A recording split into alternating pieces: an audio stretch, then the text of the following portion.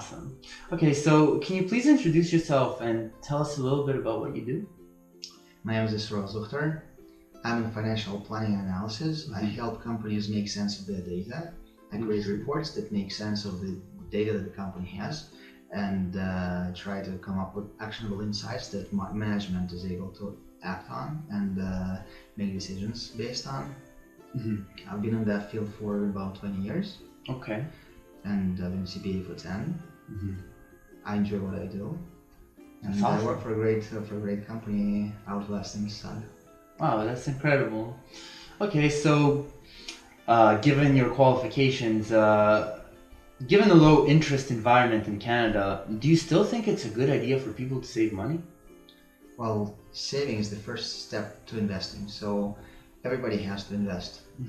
There's no way you can not invest and be successful for the most part in Canada.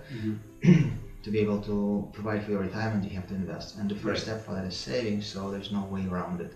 Right. But given the low interest environment, what you have to do, you have to choose your investments carefully, making sure that you're not exposing yourself to too much risk, but assuming enough risk so you have a positive return. And that return that will allow you to retire comfortably. Interesting. Okay, thank you. So we live in Canada, right? It has great social security. Why should someone like myself or anyone invest in their pension if their government could take care of it? Well, first, government pension is not that big. It's very hard in our day and age to rely solely on the government pension. It used to be in the olden days that retirement had three pillars. We had government provided pension, CPP or wage security. We had personal savings, and we had company provided pension plans. So, but right now the savings rate is about 5% in Canada. The company pensions, only about 27% of private sector workers have company. That's horrible.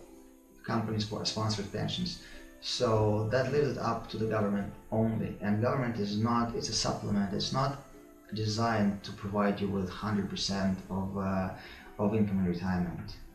So right now you absolutely have to save and invest to help yourself out in retirement, and especially given that the company pensions are so hard to come by, you have to increase your saving and investments in order to compensate for that.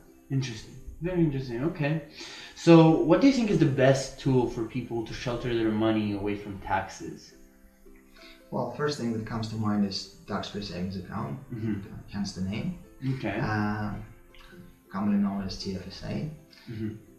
Right now, if for somebody who was 18 years old in 2009, if I'm not mistaken, right now and never invested into TFSA, right now they would have $57.5 thousand available room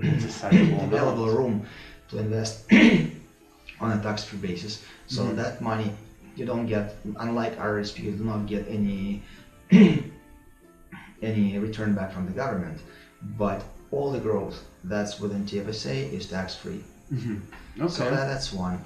Another thing is primary residence. So if you buy a house for $500,000 and it grows to $1 million, that $500,000 of upside is absolutely not taxable as long as it's your primary residence. And the third thing is different types of insurance. So critical illness insurance benefit is individual if it's paid for by yourself. Disability insurance benefit is tax-free if you pay for it by yourself, not the company. And life insurance benefit is tax-free. So those things come to mind. Okay. So with regards to insurance, is there any age that makes the most sense to get life insurance? Does it make sense for a young individual like myself to get insurance? At different ages, there are different reasons why you will get life insurance. For somebody who was just born and parents want to make sure that the child will have a baseline insurance in the future, and they'll have a savings component to that, it would make sense for them to open a whole life policy or variable life, universal life policy. that will build cash value and that will provide for income that could be guarded against as a child grows and goes to the university, or as a child goes into retirement at some point. So that would be one reason. A different reason would be for somebody your age.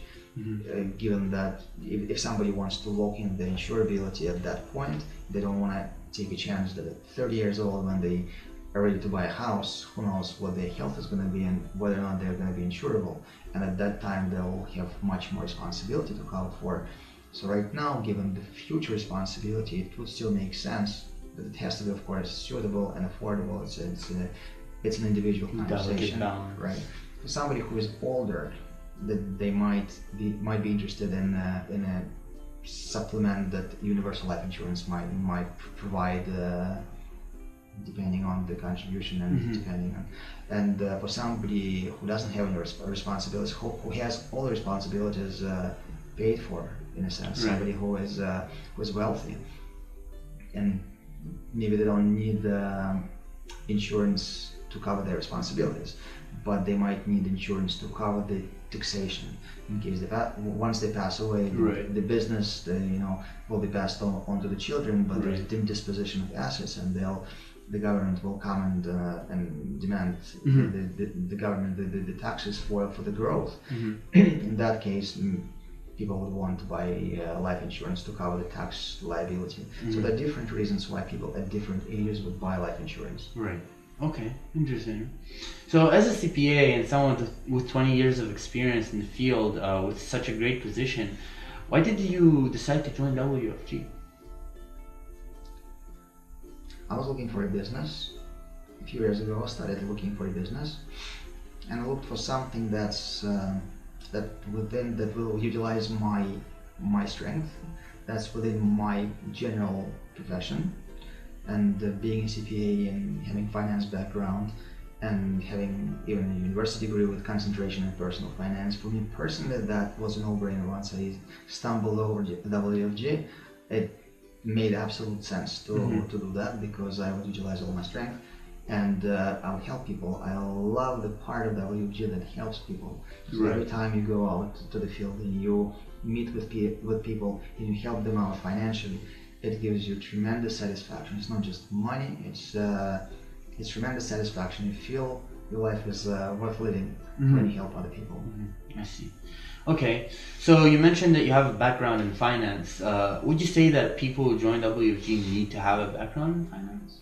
Not really, because it's an apprenticeship system where the company sort of holds your hand all the way through. A coach, a trainer takes you out to the field. They train you on how you help families. Okay. You're getting training on products. You're getting training on what people need, what solutions are available. So in that sense, you don't need, not necessarily do you need to have finance background. You can be straight out of high school, 18 years old, doing this. And the requirement is to have a heart more than to have a degree or letters after your name. Interesting. Okay, thank you very much, Yisroel Zuchter. I appreciate your time.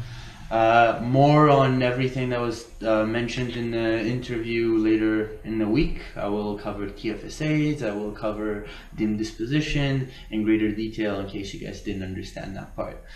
Thanks for watching. Have a great day. I'm clicking out.